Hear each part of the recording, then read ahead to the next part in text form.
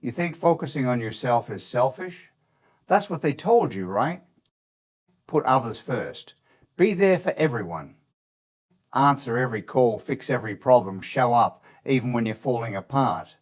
And you did. You gave and gave until there was nothing left, and then you wondered why you felt so empty. Here's the truth. They won't tell you focusing on yourself isn't selfish. It's survival. It's the difference between living your life and performing in someone else's. Most people spend their entire existence trying to be everything for everyone, and they die never knowing who they actually were. They mistake exhaustion for loyalty, depletion for love. But the moment you stop pouring from an empty cup, the moment you turn inward and say, I need to rebuild this, everything shifts. Not because the world changed, because you did. And that shift, that's not arrogance, that's awakening. There's a reason the strongest people you know aren't loud about it. They're not broadcasting their every move or begging for validation. They're quiet. They're focused. They've learned that real power doesn't declare itself. It just shows up, steady and undeniable. So if you've been feeling guilty for wanting time alone, for saying no, for choosing yourself, stop. That guilt is old programming. It's time to rewrite it. You probably don't remember the exact moment it started. The moment you stopped living for yourself and started performing for an invisible audience. Maybe it was when you were a kid and you learned that being helpful got you praise. Or maybe it was later when you realized that being needed made you feel valuable. Somewhere along the way, you picked up this idea that your worth was tied to how much you could do for other people. And it made sense at the time. It felt good to be the reliable one, the one people came to when things got hard. It felt like purpose. But then the years went by and something shifted. The calls kept coming, but they started to feel heavier. The favours piled up. The emotional labour became a second job you never clocked out of. And you told yourself it was fine. You told yourself that's just what good people do. They show up, they sacrifice, they give until it hurts, and then they give a little more. But here's the problem with that story. It's not sustainable. And deep down, you knew that. You felt it in the exhaustion that never went away, no matter how much you slept. You felt it in the resentment that started creeping in, even toward people you loved. You felt it in the moments when you were alone and you realized you didn't even know what you wanted anymore because you'd spent so long trying to be what everyone else needed. And maybe you tried to ignore it. Maybe you told yourself you were just tired, that things would get better once this busy season passed. But the busy season never passed. It just became your life. Until one day, something broke. Maybe it was a friendship that ended. Maybe it was a betrayal, a disappointment, a moment where you finally saw that all your effort wasn't being matched. Or maybe it wasn't dramatic at all. Maybe it was just a quiet realization while you were sitting alone that you couldn't keep doing this, that you didn't want to. That's when you started pulling back, not out of anger, not to punish anyone, just because you were tired. Tired of explaining yourself, tired of convincing people of your value, tired of carrying weight that was never yours to carry. And when you pulled back, something interesting happened. Some people didn't even notice. They just moved on to the next person, willing to give them what they wanted. And that hurt. But it also taught you something. It taught you that not everyone who needs you actually sees you. Some people love what you do for them, but they don't love you. And once you understand that, once you really let that sink in, it changes everything. Because then you start asking different questions. Not, how can I help? But is this mine to carry? Not, what do they need? But what do I need?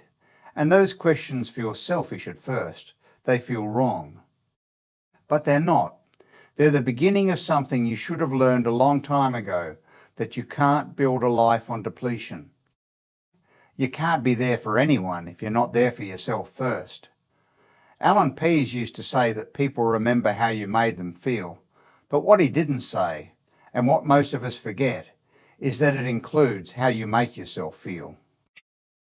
And if you're walking around empty, resentful and disconnected from your own life, that's what you'll project. That's what people will feel from you, whether you mean it or not. So you made a choice, a quiet one. You started saying no. You started protecting your time. You started letting go of people who only showed up when they needed something. And it felt terrifying at first because you thought the world would fall apart without you. But it didn't. It kept turning. People figured it out. And you? You finally had space to breathe, space to think, space to figure out who you were when you weren't trying to be everything for everyone. That's where everything started to change. You know what the biggest trap is? It's not a failure. It's not even laziness. It's a reaction. It's that split second where someone says something that gets under your skin, and before you even think, you're already responding. You're defending, explaining, correcting. You're in the fight before you even ask yourself if the fight was worth it. And most of the time, it's not. Most of the time, you're giving your energy to something that won't matter tomorrow. But at that moment, it felt urgent. It feels like if you don't say something, if you don't set the record straight, you'll lose. Lose what exactly? Respect? Control? The argument? Here's the truth. You already lost the moment you reacted. Because reaction isn't power. It's the opposite. It's letting someone else set the temperature of your day. It's handing over your peace to whoever decided to poke at you. And we do this all the time. Someone leaves a comment online that's barely worth reading, and we spend 20 minutes crafting the perfect response. Someone at work questions our idea, and we spiral into defensiveness. A friend says something passive-aggressive, and we can't let it go. We rehearse what we should have said. We imagine the conversation over and over. We lose sleep over people who aren't losing sleep over us. That's the trap. It makes you think you're standing up for yourself, but really, you're just bleeding energy into places that don't deserve it. And social media made it worse. It turned every opinion into a performance, every disagreement into a spectacle. You post something, and within seconds, someone's there to tell you why you're wrong. And the worst part, you feel like you have to respond, because if you don't, it looks like you agree. Or worse, like you're weak. So you respond, and they respond back. And before you know it, you're in a full argument with someone you don't even know about something that doesn't even matter, and you've wasted an hour of your life you'll never get back. That's the cost of reaction. It's not just time. It's emotional bandwidth. It's a mental space. It's the slow draining of your ability to focus on what actually matters. Silence, on the other hand, is redirection. It's taking that same energy and putting it somewhere useful. It's not about being passive. It's not about letting people walk over you. It's about recognizing that not everything deserves your attention. Not every insult needs a response. Not every opinion needs to be corrected. Some things are just noise, and the more you engage with noise, the louder it gets. But the moment you stop feeding it, it fades. That's what silence does. It starves the chaos. It takes away the fuel. And in doing that, it protects something far more valuable than your reputation. It protects your peace. But here's the hard part. Silence isn't natural. At least not at first. Because we've been conditioned to respond, to defend ourselves, to make sure people know our side of the story. There's a voice in your head that says, if you stay quiet, people will think you're guilty or weak or that you don't care. And that voice is loud. It's the same voice that keeps you up at night replaying arguments. The same voice that makes you want to send that text you know you shouldn't send. Learning restraint means learning to sit with that voice without acting on it, and that's uncomfortable. It feels like swallowing something bitter. Imagine this. You're at work, and someone takes credit for your idea in a meeting. Not in a sneaky way. They just present it like it was theirs, and everyone nods along. Your heart starts racing. Your face gets hot. You want to interrupt right there and say, actually, that was my idea. You want to call them out. You want everyone to know, and maybe you should. Maybe there's a time and place for that. But in that moment, restraint is asking yourself, will saying something right now change anything, or will it just make me look defensive? Will it solve the problem, or will it create a bigger one? So you stay quiet. You let it sit, and it burns. It feels like injustice. But later, when the meeting's over, you have a clearer head. You realize that calling them out in front of everyone would have made you look petty. Instead, you pull them aside. You have a calm conversation. You set a boundary. And because you didn't react emotionally, they actually listened. That's restraint. It's not a weakness. It's a strategy. Or think about social media again. Someone comments something on your post that's just wrong. Not even offensively wrong. Just factually incorrect. And you know you could correct them. You have the receipts. You have the links. You could shut it down in 2 seconds. But then you ask yourself, what do I gain from this? A moment of satisfaction? The feeling of being right? And what do I lose? 10 minutes I'll never get back. Mental energy I could use on something I actually care about. So you don't respond. You just let it go. And it feels weird because you're used to engaging. You're used to having the last word. But this time you don't. And the world keeps spinning. The comment gets buried. No one even remembers it. But you remember the choice you made. And that choice, as small as it was, builds something. It builds discipline. The first time you choose silence instead of anger, something shifts. It's subtle. You might not even notice it right away. But it's there. It's the feeling of taking back control. Not control over the situation. Not control over what someone said or did. But control over yourself, over your reaction, over your energy. And that feels different than anything else. Because most of the time, we think control means making things go our way, winning the argument, getting the apology, making sure people see us the way we want to be seen. But real control is internal. It's the ability to stay steady when everything around you is chaos. There's a moment, right after you choose not to respond, where you feel it. It's like a test. Your ego is screaming. It wants revenge. It wants validation. It wants to be heard. But you don't give in. You sit with it. And after a few minutes, maybe an hour, that noise starts to quiet down. And what's left is clarity. You realize that most of what you were upset about wasn't even real. It was just your perception. Your story about what happened. And that story was making you suffer more than the actual event. So you let it go, not because you're weak, not because you don't care, but because you finally understand that holding on to it only hurts you. And here's the strange part. Once you do it once, it gets easier. Not easy, but easier. Because you've proven to yourself that you can, that you don't have to react. That silence is an option, and every time you choose it after that, you're building something. You're building emotional muscle.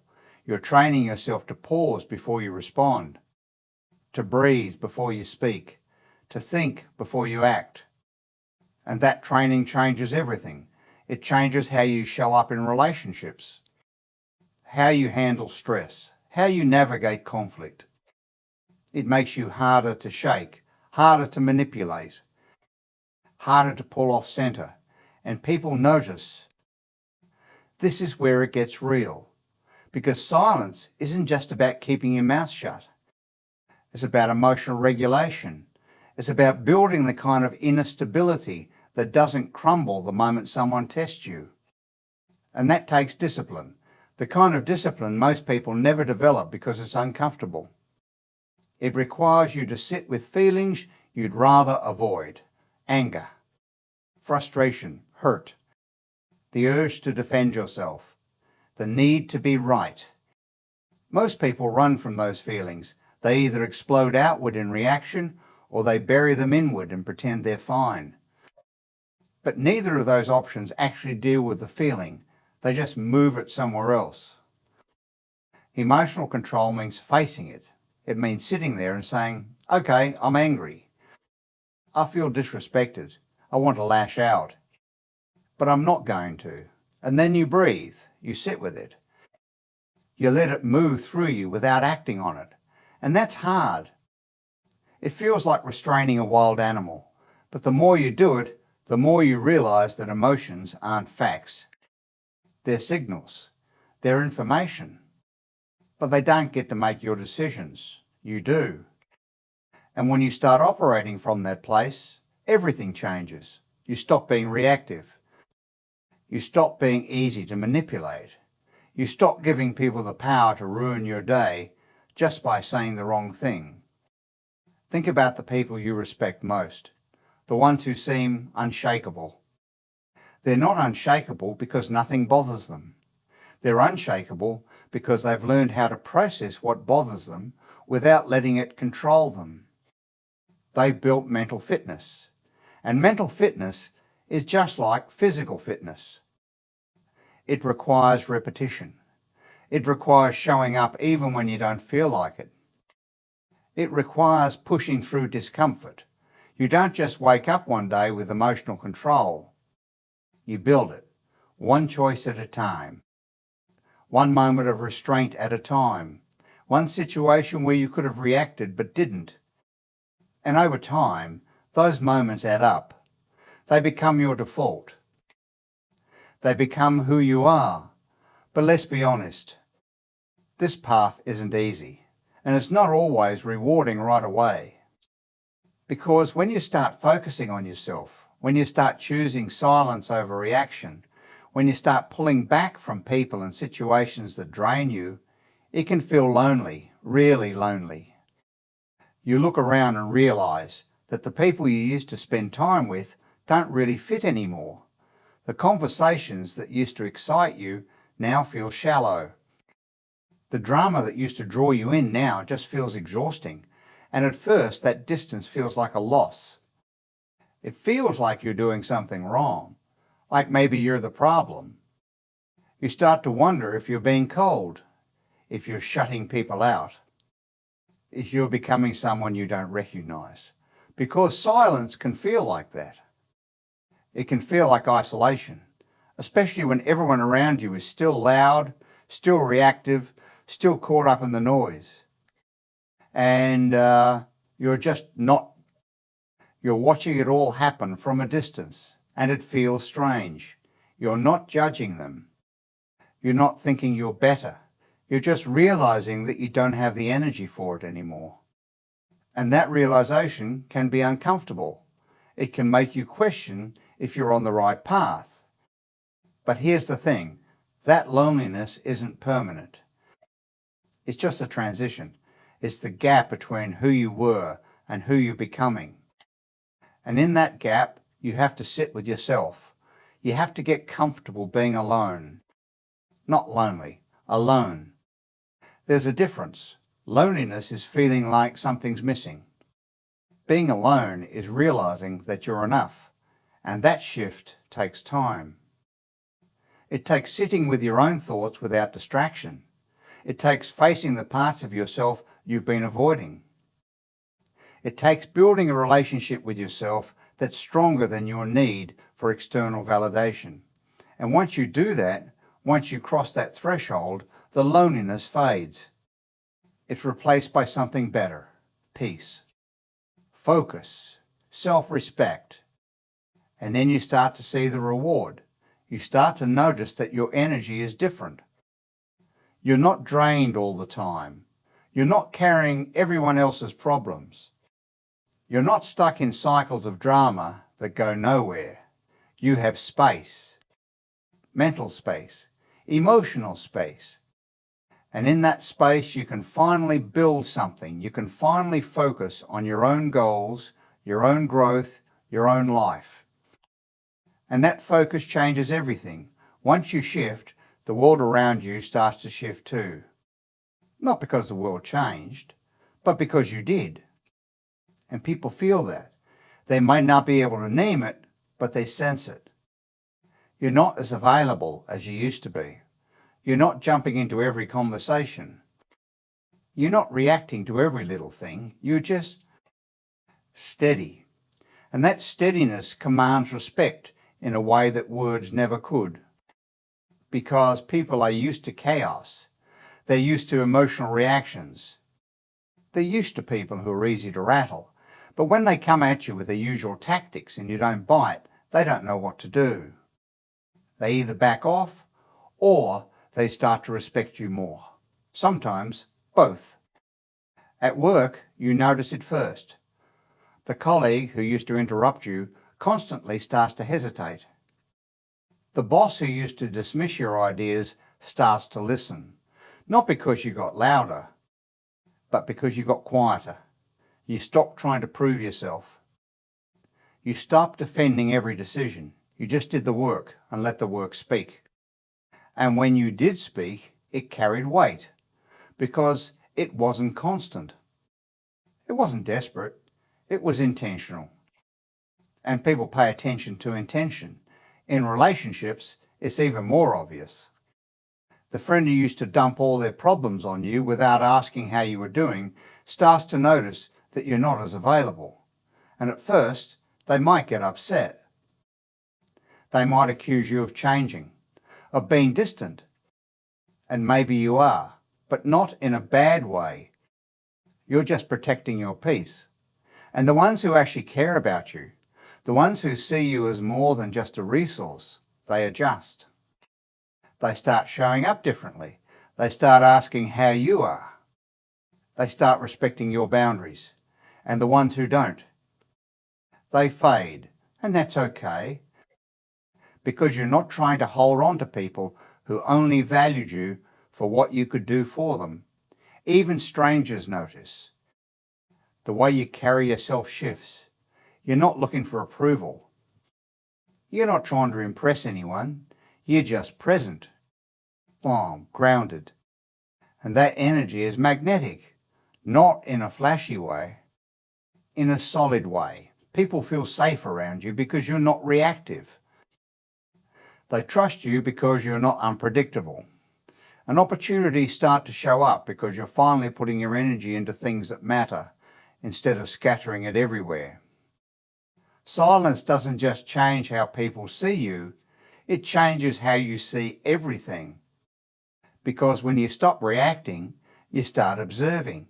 You start noticing patterns you never saw before. You start seeing people for who they really are, not who you wanted them to be. You start recognizing when someone's manipulating you, when someone's projecting their insecurities onto you, when someone's just using you as an emotional dumping ground. And you're not angry about it. You're just aware. And that awareness gives you a choice. You can engage or you can step back. And most of the time, stepping back is the smarter move. Think about it. How many times did reacting actually make things better? How many arguments did you win that actually changed anything? How many times did you defend yourself and the other person just apologized and saw your side? Probably not many. Because most conflict isn't about facts. It's about ego. It's about emotion. And you can't logic your way out of someone else's emotions. But you can refuse to engage with them. You can let them feel however they want to feel without making it your problem. And that's freedom. That's what silence gives you. It gives you the ability to witness without absorbing, to see without reacting, to understand without needing to fix. And the more you operate from that place, the clearer everything becomes. You stop taking things personally. You stop assuming malice when it's usually just ignorance or pain. You stop wasting time trying to control things you can't control. You just observe. You assess. And you move accordingly. It's like watching a storm from inside a house. You see it. You respect it. But you're not out there trying to combat it. You're just letting it pass. And that perspective, that ability to step back and see the bigger picture, is one of the most valuable skills you can develop. It saves you from so much unnecessary suffering. And eventually, if you stay on this path long enough, something beautiful happens. Silence stops being a tool you use. It becomes who you are. It's not something you have to force anymore. It's not a strategy or a tactic. It's just your natural state. You're not walking around biting your tongue, holding back what you really want to say. You're just genuinely unbothered because you built a life that doesn't require constant validation. You've built an identity that isn't threatened by other people's opinions. You've built a sense of peace that isn't dependent on external circumstances. And that's freedom, real freedom. Most people never get there. They spend their whole lives chasing respect, chasing success, chasing approval, and they never realize that those things don't come from effort. They come from stillness. They come from knowing who you are and not needing anyone else to confirm it. They come from being so solid in yourself that other people's chaos doesn't shake you. And when you reach that place, you don't need to announce it. You don't need to prove it. It just radiates. People feel it, and they either respect it or they stay away. Either way, you're fine, because silence isn't the absence of power. It is power. It's the power to choose, to protect, to preserve. It's the power to walk away from things that don't serve you without explanation. It's the power to be misunderstood and not care. It's the power to let people think whatever they want while you keep building. And that kind of power doesn't come from volume. It doesn't come from being the loudest in the room. It comes from being the most grounded, the most focused, the most unbothered. And once you taste that, once you feel what it's like to move through life without constantly reacting, defending, proving, you'll never go back. You can't. Because you finally learned what it feels like to be free. And that's when silence finally spoke louder than anything else.